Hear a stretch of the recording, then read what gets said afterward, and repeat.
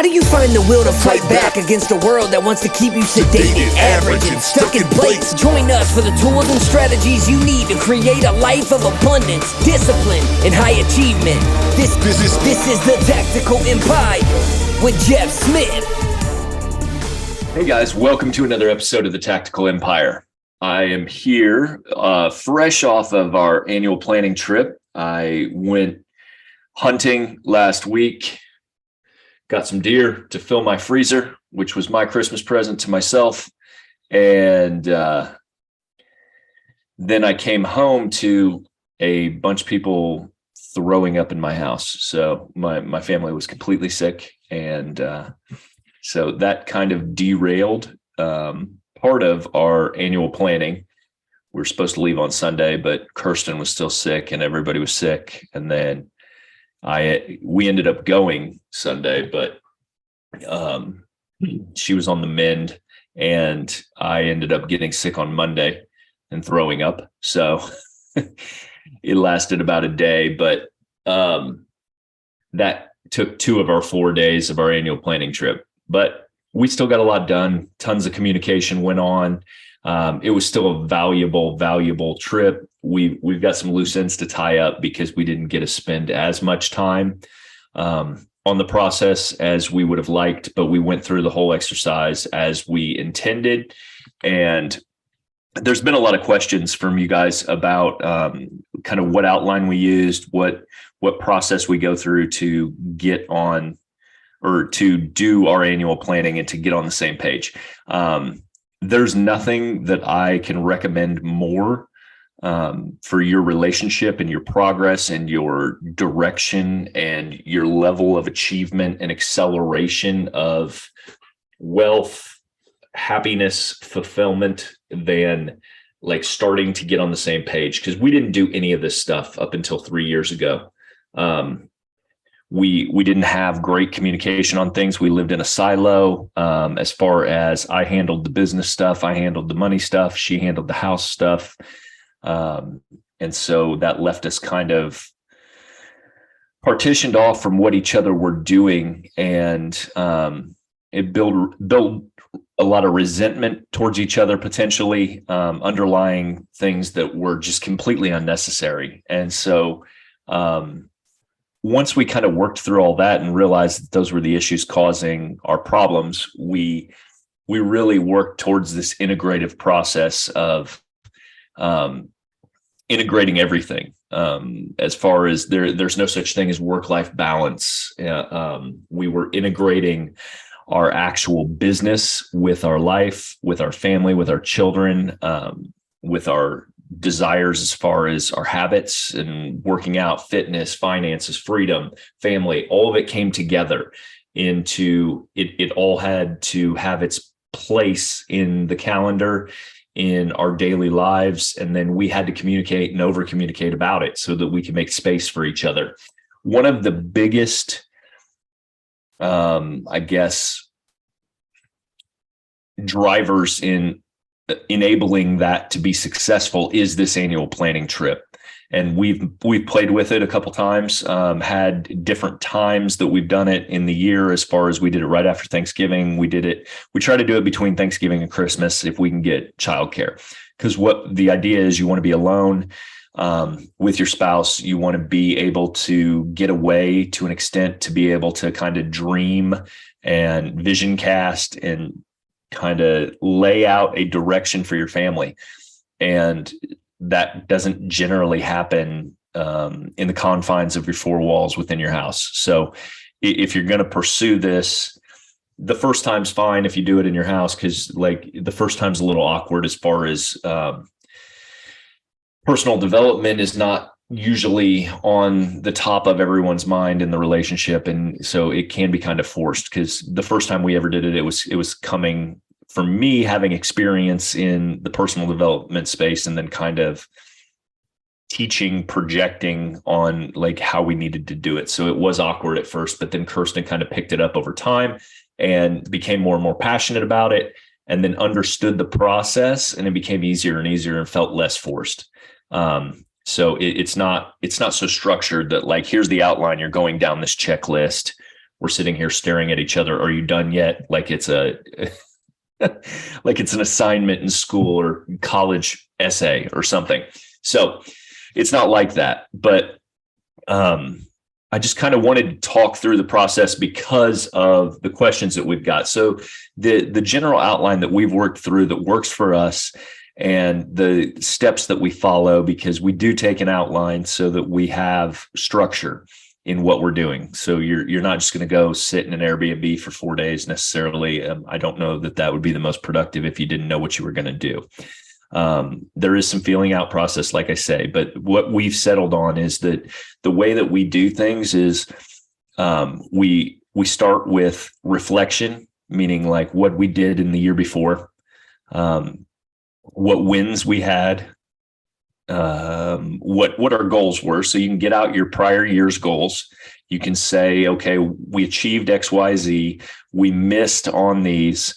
Recognize the misses, and then talk through like, why'd you miss those? And it's not a blame game. That's not where I'm saying what you're doing is recognizing why that didn't get achieved. Because sometimes you'll say, okay, I'm going to do something in January, and then by May, different opportunities have come up. Different direction needed to be taken within your business, maybe, or even your home life, your family life. Like, we didn't send the kids to that school because of X, Y, Z. So when you recognize your wins, which is totally necessary, you should be celebrating those, because oftentimes we'll get there and we're like, man, it doesn't feel like we've done very much this year. And then you start naming off all the changes that you've made, the wins and the accomplishments that you've attained throughout the year, and they really add up, and they're massive. But then you go back and you look at your goals and you're like, okay, I had this goal, we didn't achieve it, so it would be considered a miss potentially, but then why did I miss on that? And maybe there's a reason. But what we're doing is we're heightening our awareness. So we're asking questions on, maybe it was an ego-driven goal that you got over yourself throughout the year, and you didn't need that stroke to your ego anymore, and you realize that. And so like, that's great awareness. Or maybe it's a business goal or a financial goal or a revenue goal that you didn't hit, and the reason that you didn't hit it was because you pivoted and opened up a different vertical or something like that. There might be a reason to it, but the idea is to sit there and say, well, we didn't do X, and this is why we didn't do it. And recognizing that about yourself, because it oftentimes leads you to more awareness as you plan going forward, because you're like, that one time I wanted whatever it was, a materialistic goal, and then I decided against a materialistic goal because I didn't want that car or whatever it is, right? And so next time you go to plan your goals, you're not going to make the mistake of setting your targets towards those materialistic items if that's just not you. Now, if that is you, then great. Understand that as well. But the whole process is about recognition of understanding and knowing more about yourself, going deeper on yourself and understanding. So reflection is the first thing that we do. And it's all of our wins, all of our losses or misses, if you will, and then the why behind it. And then we really get deep on like what our goals were. Were they too small? Were they too big? Generally, most people have an issue setting their targets too low at the beginning, because what you're actually capable of with focused effort, most people don't quite understand until they get operating at a level of focused effort. So be aware of that. The next thing that we do is a vision exercise. So we go out, I go out 1,000 days. You can do 3 years, whatever you want to do for your target vision, but you say, this is what our life is going to be like. And then we both do this individually, separately, and you sit and you write 3 years from today, whatever it is, 2025. Here's the situation in our lives. This is what it feels like. This is what it looks like. This is where it's at. This is how much money you make. This is what you do on a regular basis. These are what your kids are doing. This is how your day goes. This is what work looks like to you in today's time frame. How you spend your time. what your hobbies are, blah, blah, blah. You go as deep as you possibly can on it and as detailed as you can. The more granular you get on this, the more you can attach it to your subconscious and understand that what true vision you're chasing. So this takes some time because you'll write multiple pages about this, describing what you're doing, how you take your vacations, what your actual year looks like for your family, how it relates to your core values, which we'll get to in a minute. But you really, really just want to get as specified and as detailed as you possibly can there, because the more you get detailed and specified or specific, there, the better, the more likely you are to be able to achieve it. Okay. Then once we do that individually, then we bring them together, we read them to each other. Right. And then, so I hear her vision, she hears my vision. There's quite a bit of alignment. We've been together 17, 18 years. So they line up in a lot of areas. There's 10, 20% of it that is maybe new or things she wants to try or do or hobbies she wants to pick up. And then there's same thing for me. There's 10 or 20% that maybe she didn't recognize, places I want to travel, things I want to do as far as taking on new hobbies, new interests of mine, or challenges I want to take on. So those are all great learning opportunities and discussion items to communicate better over time and more thoroughly. So after you set the vision, you discuss it, communicate about it, and then the next thing that you're going to do is go into your 1 year targets. So your 12-month targets, that's where you get down to like, what are we going to do in 2023? Okay. So ultimately, you're going to lay out a few large targets that you want to achieve, and they should align with that vision. So whatever your vision is and whatever that big vision looks like, you're going to have your targets set that are going to be action items that are going to drive you towards that vision. So if I do this, my life will move in the direction of that specific vision. So you're going to set your targets from there. Excuse me. And then one thing we do is we recognize like a domino target. And what that is generally if you set a series of targets, 5 or 10 of them, one of them will impact a variety of them. And so like if I achieve this overarching domino target, then it knocks down 4 other dominoes. So a clear example, a simple example I use with my clients is that it may be a financial target, right? I want to generate $1 million of take home pay. If that $1 million happens, then this vacation happens, this new home happens, this whatever happens, this investment opportunity happens. So like if I've got 5 targets and 3 of them are needing more money to achieve, then if one of the targets is generate X revenue, then that would be the domino target because it's going to facilitate the other ones just kind of falling into place, if you will. So recognition of that domino target and where you need to spend time and focus and energy is the next step. Then what we try to do based on our targets, and you can set your targets based on your 4 pillars of family, freedom, finances, and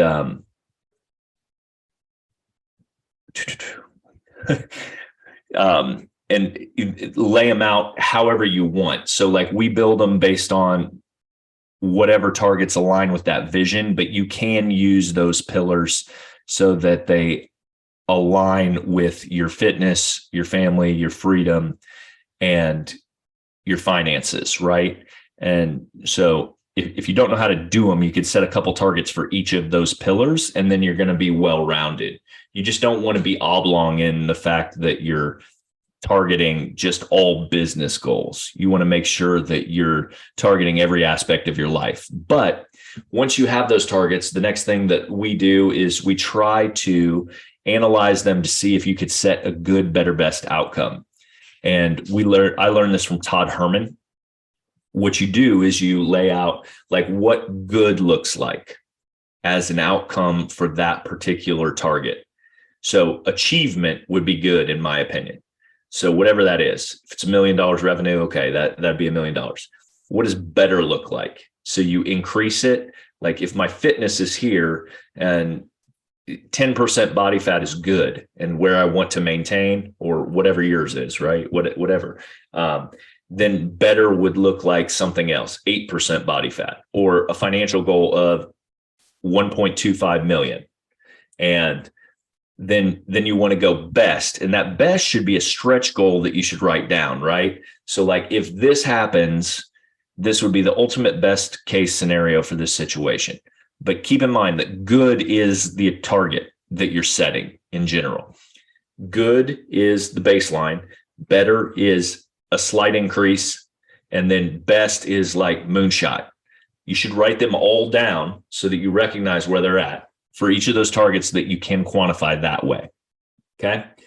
So now we've got our reflection, how we did last year, down to vision for where we're going to be in 3 years, down to 1 year targets. This is what we're working on this year. If I achieve all these, we'll be way the fuck closer to that 3 year vision. And then good, better, best outcomes. This is like baseline, better, moonshot. Then the last thing, the final thing that you do is your, what I refer to as like daily domination for my guys. But what it includes is your rituals, your habits, your core values for your family, and your gratitude.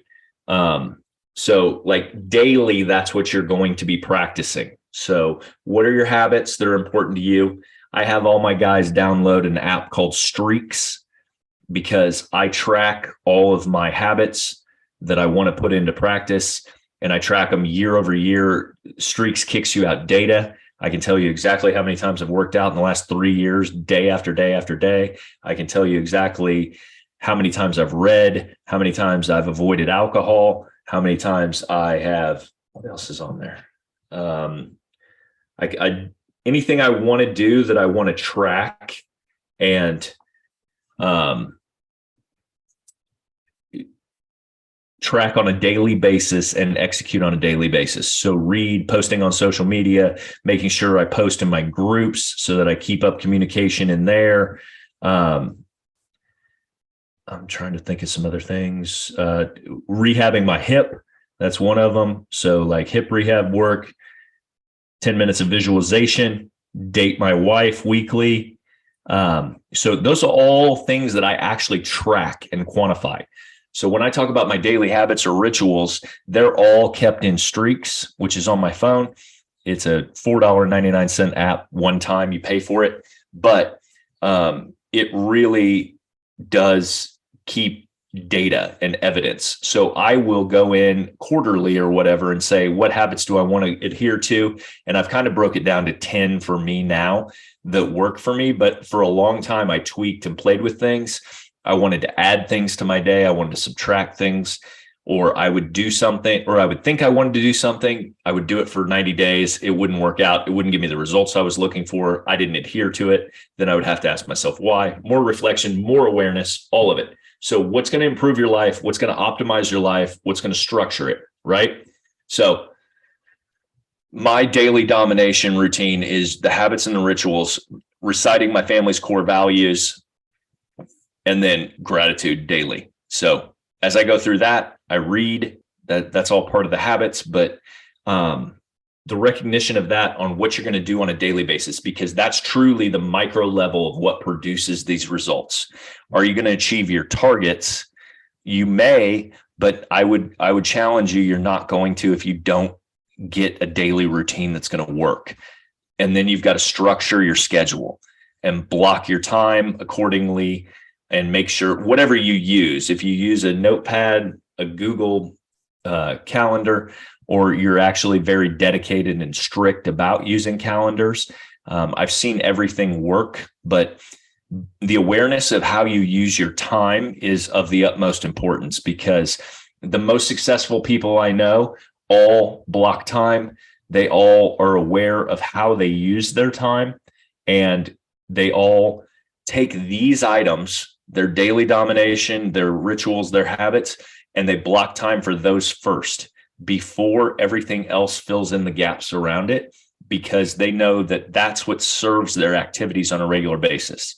So you have to have your critical tasks scheduled. You have to be deliberate about them. You have to be proactive in your life. But what this allows you to do is build this together as a couple, because each individual is going to do this, and then they're going to bring them together. At every level, you're going to mesh them together and communicate about them. So my wife may have daily habits that she wants to adhere to that I may have to help with somehow. I may have to make space for her or time. So that's what congruently you're working as a team to achieve this overall vision. And you're doing it step by step by step, and you're communicating the entire way, and you're figuring out how to help each other as a team, because ultimately that's what a marriage is, right? Like if you have a better understanding of what that person is trying to do to better themselves and to achieve on a daily basis for fulfillment for themselves, and also as they serve their family in a leadership role, it's helpful to each party involved, right? And then it will improve your relationship because you have a general, deeper understanding on what they're trying to achieve, like the why behind what they're doing. And so there's none of this like, she's not making time for me or he's too busy with work, because you know what each other are working on and why. And you know the why behind it, the underlying root cause of why you spend so much time at the gym or what it is, because you're discussing those things and you have goals associated with them. I hope that makes sense. That's all there is to it. That's the annual planning that we use. I hope this answers a lot of questions for you guys. Give it a try and let me know if it helps you guys. If you have questions about it, you can hit me up at Real Jeff Smith on Instagram, or feel free to shoot me a message at jeff@therealjeffsmith.com over email. And I'm happy to answer any questions. I can send you a template for this, but I'd love to hear if people implement their version of this, if it works for them, how it helps their family, how they achieve their goals. So keep me posted and let me know if this is helpful. Please keep in touch, and we'll talk to you next week. Have a kick-ass week and keep building your empire. Thank you for listening to the show. Make sure you subscribe, leave a review, and share with a friend. We'll see you on the next episode of the Tactical Empire.